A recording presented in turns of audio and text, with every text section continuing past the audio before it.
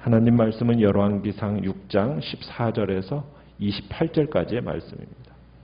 열왕기상 6장 14절에서 28절입니다.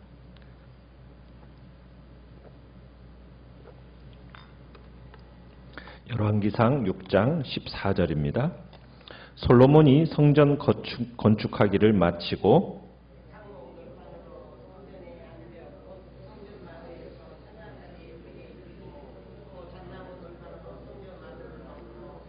또 성전 뒤쪽에서부터 20규빗 되는 곳에 마루에서 천장까지 백향목 널판으로 가로막아 성전의 내소 곧 지성소를 만들었으며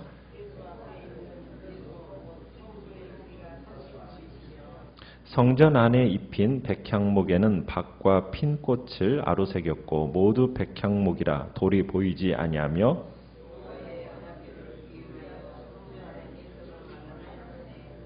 그 내소의 안은 길이가 20규빗이요 너비가 20규빗이요 높이가 20규빗이라 정금으로 입혔고 백향목 제단에도 입혔더라.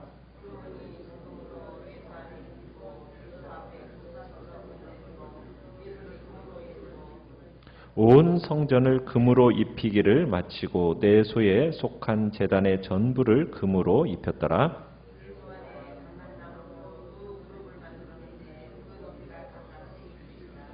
한 그룹의 이쪽 날개도 5규빗이요 저쪽 날개도 5규빗이니 이쪽 날개 끝으로부터 저쪽 날개 끝까지 10규빗이며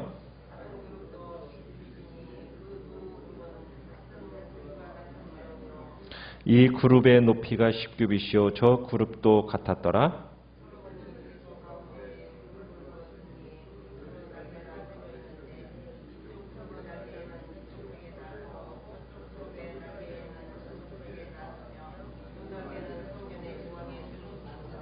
같이 읽습니다. 그가 금으로 그룹을 입혔더라. 아멘. 오늘 말씀의 제목은 내 마음의 지성소라는 제목으로 말씀을 나눕니다. 우리가 6장 2절에서부터 10절까지는 성전의 구조와 유형적인 것에 치중해서 설명이 되어졌다면 이제 오늘 본문은 이제 내부에 대한 설명이 나오고 있습니다.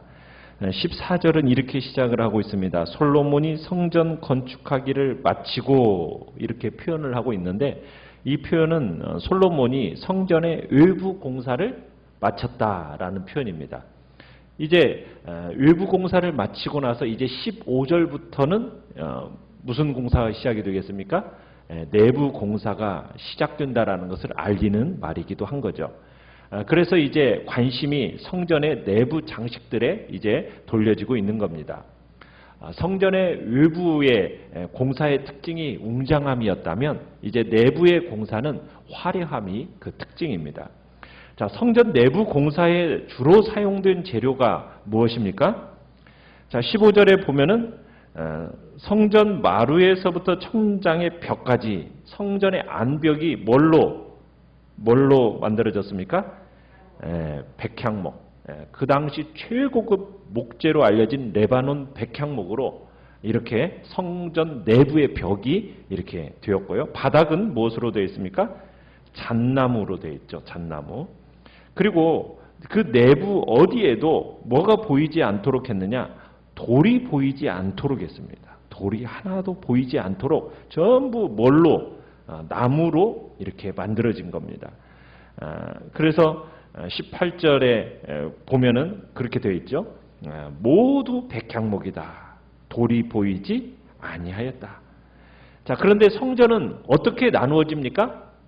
성전은 지성소와 성소 두 부분으로 이렇게 구역으로 구분이 되지요. 성소의 전체 3분의 2가 성소라고 불려지고 지성소는 3분의 1을 차지하고 있습니다. 자, 지성소, 여기 지성소를 16절에 보면은 뭘로 또 꾸몄습니까? 마루에서부터 천장까지 백향목 널판으로 이렇게 꾸며졌죠.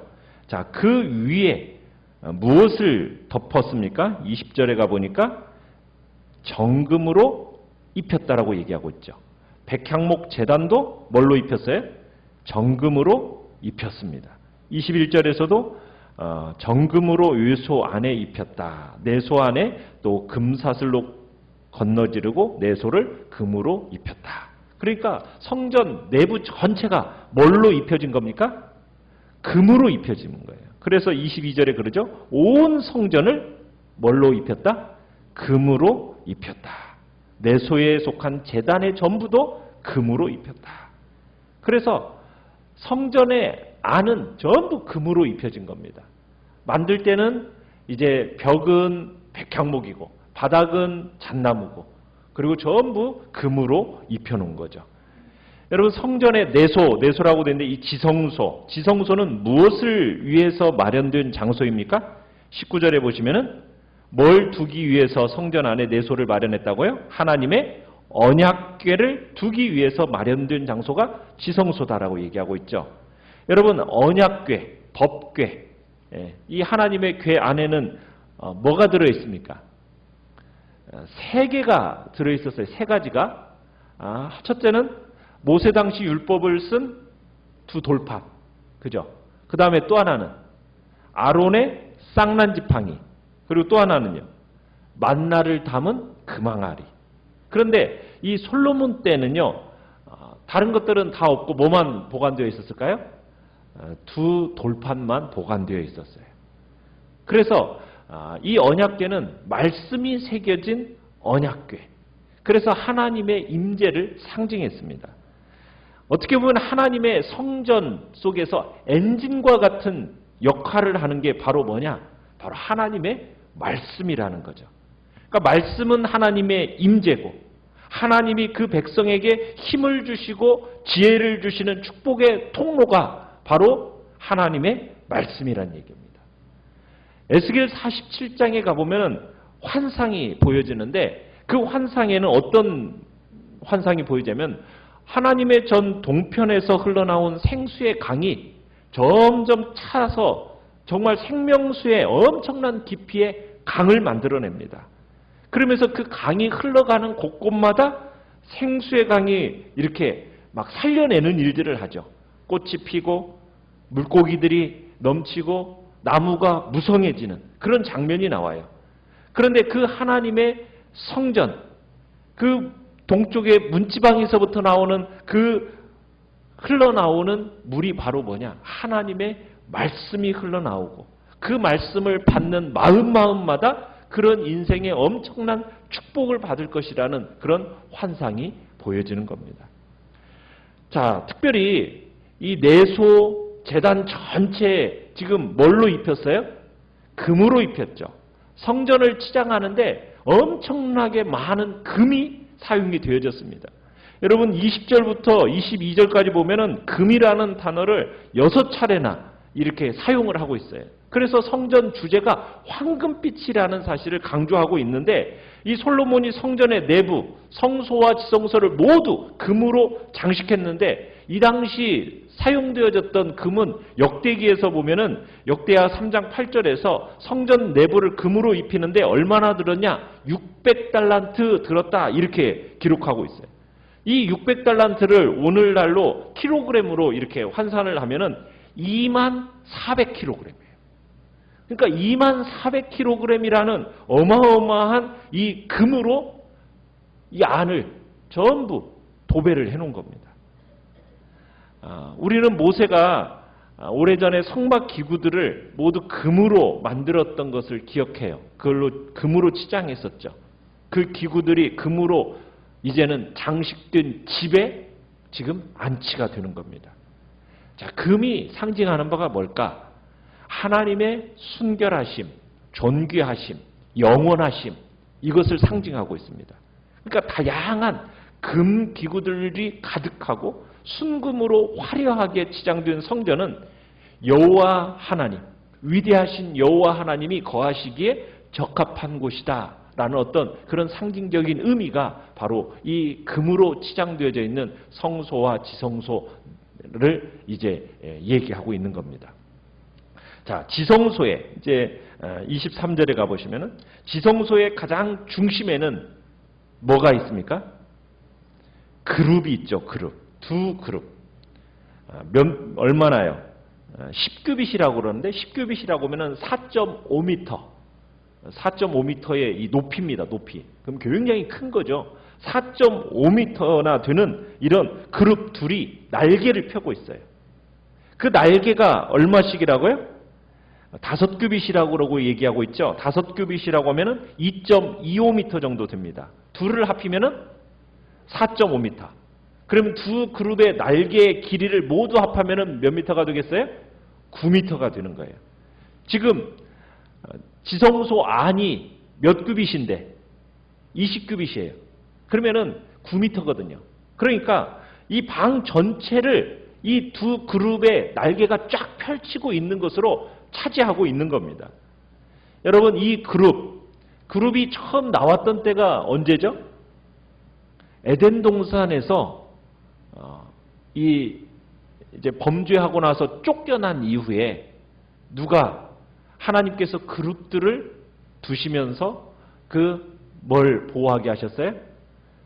선악을 알게 하는 나무, 생명나무를 보호하게 하셨잖아요. 그죠?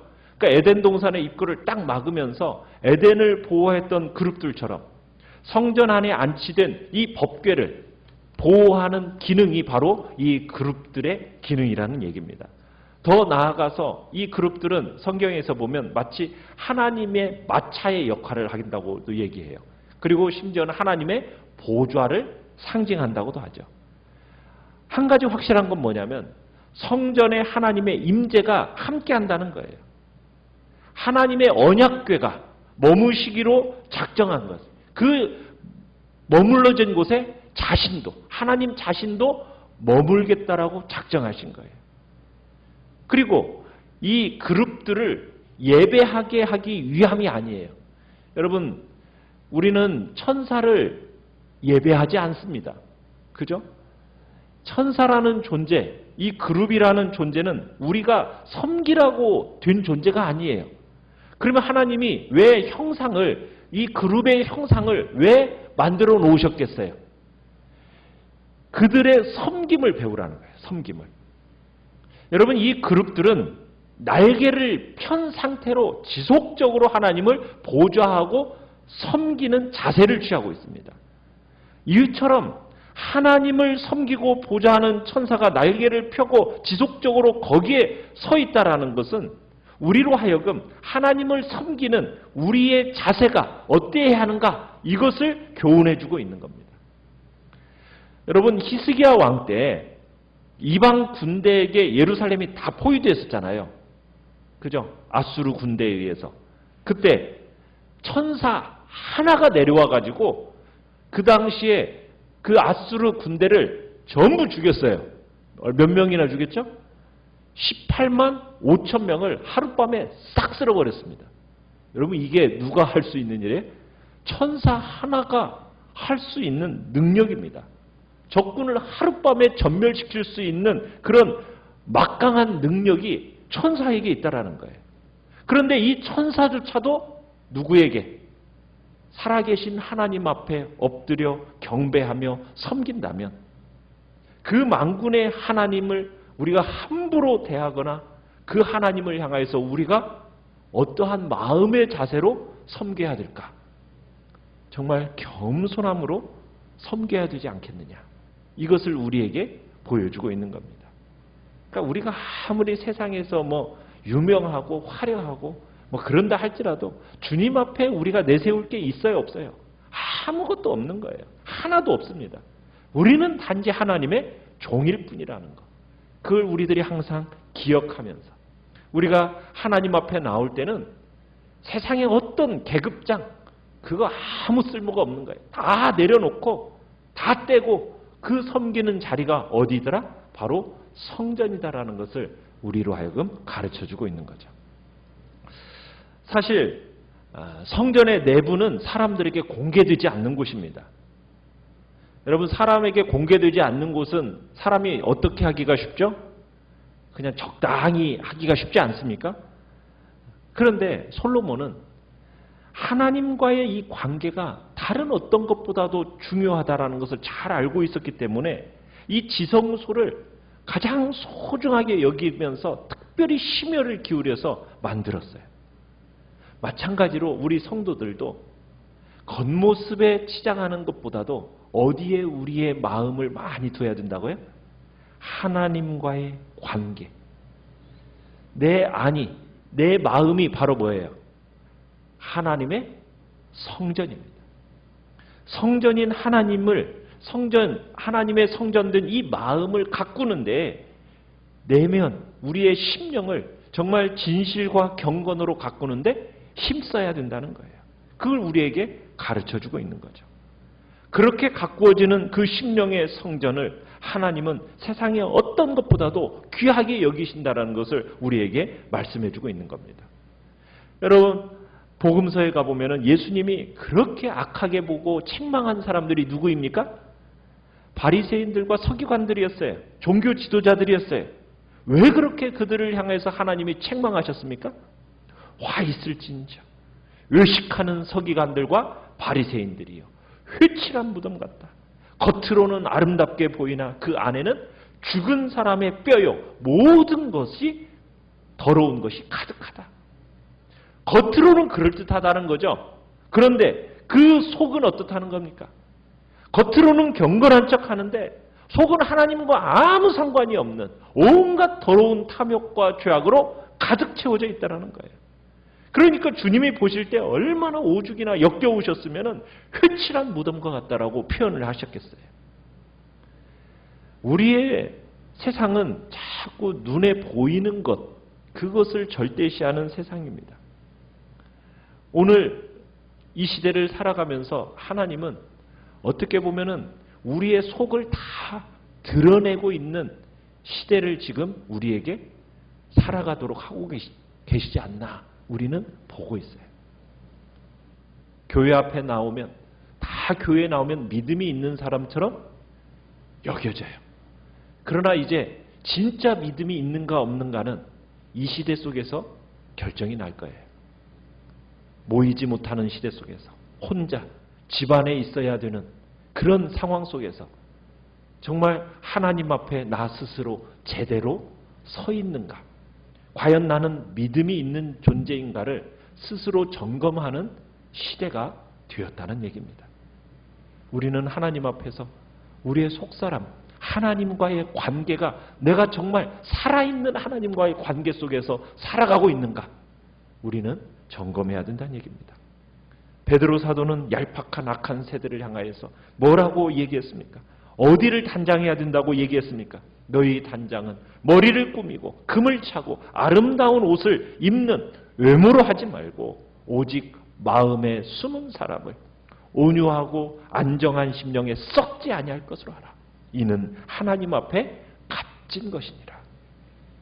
눈에 보이는 것으로만 모든 것을 판단하는 이 얄팍한 세상의 시선 앞에서 우리가 정말 우리의 눈을, 중심을 보시는 그 하나님 앞에 우리의 겉모습이 아닌 속사람, 우리의 심령을 정말 진실과 경건함으로 가꾸고 단장하는 일에 더욱 힘써야 될 때임을 우리에게 말씀하고 계시는 겁니다.